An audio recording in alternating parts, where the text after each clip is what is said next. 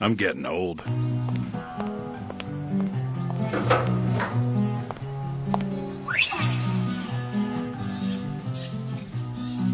Get it! Right.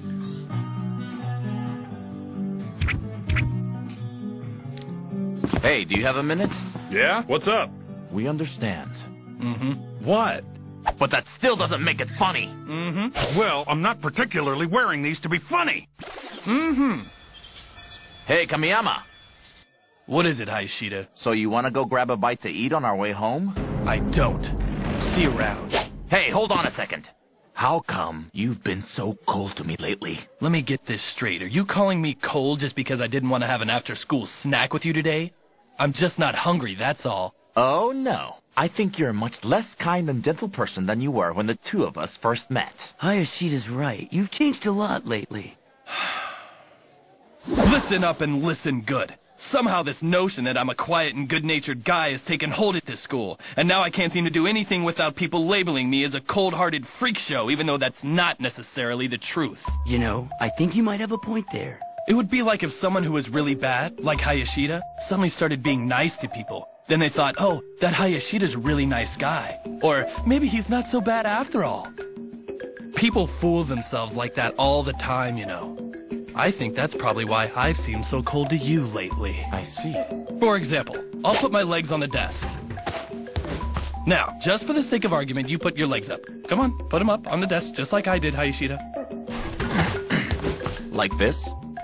So, how does this look? We're both doing the same thing, but I'll bet I look like I'm doing something bad. It's true. Only Kamiyama looks like he's doing something really bad. Hayashida looks like he's just kicking back and relaxing. This time, I want you to look at the two of us reading our books. I'll bet it looks like, of the two of us, Hayashida's trying to read a book that he can't possibly understand. He's right. Kamiyama just looks like he's reading to pass the time. In conclusion, your image of a person's behavior patterns has a lot to do with how you perceive their actions.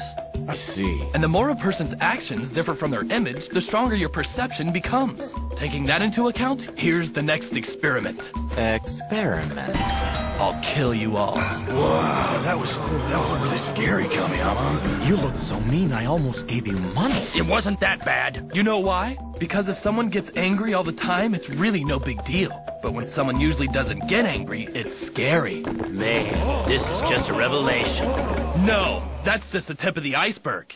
Hold on, you're telling me there's more? What in the hell's gonna happen next? Hayashida looked like he was trying so hard because he's not a reader. I knew that little tidbit about him, and that's what made my little experiment so successful. However, let us ponder what would happen if we brought in someone more illiterate. Enter our friend the gorilla. Oh. This time, we'll have Gorilla and Hayashida reading together. Now, which one looks like he's trying harder?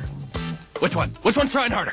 My God, Gorilla's making Hayashida look like a genius. Yes. This discussion got a little weird somewhere. Amazing! Hayashida looked well-read earlier, but now he's like a genius. If it's this effective, maybe we can start applying this principle to other things. That's what I was gonna say. Now let's move on to the next step. There's more to this? First of all, we'll have Gorilla hold a banana like he usually does. That's normal. We see him with the banana all the time. We've established that. But what happens if he holds a microphone? Now, just look at us and tell me which one has more singing ability. Whoa! Incredible! Wow. He looks like a superstar.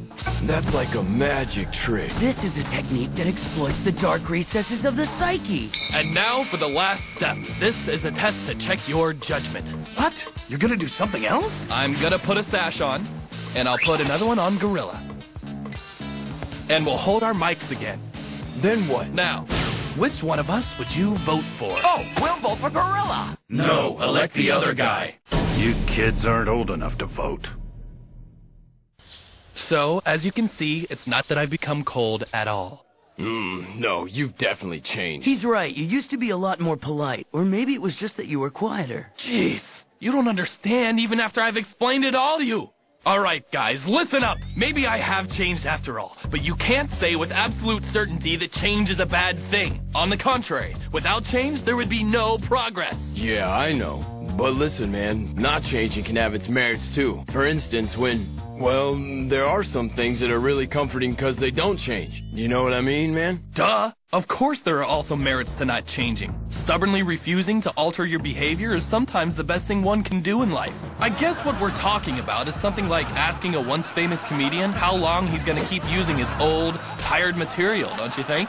Don't get me wrong, I'm not making fun of that. I completely respect both ways of dealing with change. I do. That's kind of a pain. For example, say a high school girl who's usually pretty serious dyes her hair at the end of summer vacation. Yeah, that happens all the time. And usually a bunch of guy students go and get all freaked out about it. And then they'll start whispering to each other about her. Oh, she did this and this with this guy, and that's not good, you know? Well, what are we supposed to do? Ignore it? Then she'd feel invisible, like she was an outsider. But doesn't going through with such an extreme image change imply that she has a certain level of assertiveness? In a sense, she's a challenger, and I, for one, would like to cheer on that plucky bleached blonde from the bottom of my heart. Because it certainly takes a lot of guts to change your image. That's right, and we should be supporting that kind of courage. I can't go in there now. Noboru Yamaguchi, boss of Distrati High School's first years, was feeling pretty good because the last postcard he sent in was read on the air. I'm hungry, Yamaguchi. You want to get something to eat then? My treat. What? Are you serious? Of course I'm serious. I'm up for sushi or whatever you want. Yamaguchi also got some prize money because his postcard was read. Then let's go for sushi. You don't pull any punches, do you? I haven't had sushi in a long time. Well, you just go ahead and eat all you want.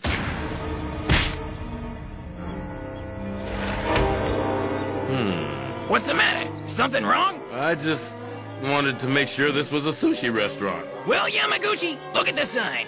Yeah, I know. The sign says sushi, but it's... Look, quit dawdling. I'm starving, man. Right.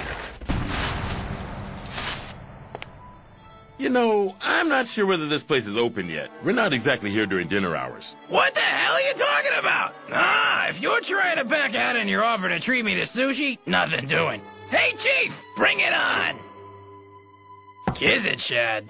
Trendy. This restaurant is marinating. It's just perfect. Nothing to complain about here. That's a gorilla! About time you noticed. Wait a second. That delayed reaction he just had, he's pretty good. Just what you'd expect from someone who's a subordinate of mine. His sense of humor has improved. I should give Ishikawa a little more credit. Your skills have improved. What the hell are you talking about? We gotta get out of here! Just listen, Ishikawa, and think about this rationally. You've got a gorilla acting as a chef at a sushi restaurant. Yes, I understand it's pretty unusual. Unusual? I'll bet there are only like 2 restaurants like this in the entire world. This is an incredible place. I guess you got a point. If there were just a gorilla here, it'd be no big deal. But it's a gorilla making sushi. You just stick with me and you'll see lots of interesting stuff like this because the god of comedy is with me. Still, I don't understand why a gorilla would want to make sushi. Oh, I can answer that. You can, Yamaguchi? One day in the dead of winter when there was snow and sleet in the air, I'll bet this gorilla stood outside the restaurant. And upon seeing that, the kindly restaurant owner invited him in. Because even a gorilla shouldn't have to stand outside in the cold. But what was a gorilla doing in the city? How should I know, moron? It don't matter. So he let the gorilla stay inside the restaurant, treating him like a pet. Seeing him beside the head chef was a peaceful sight. But paying for all that gorilla food put pressure on the family budget, and the restaurant owner became very ill. So the gorilla thinks, I've got to help the restaurant owner who took such good care of me. He tried making sushi by imitating the other chefs, but he was just a gorilla. There was no way he could make sushi properly, but I imagine the restaurant owner would eat it anyway, acting like it was the best sushi he'd ever had.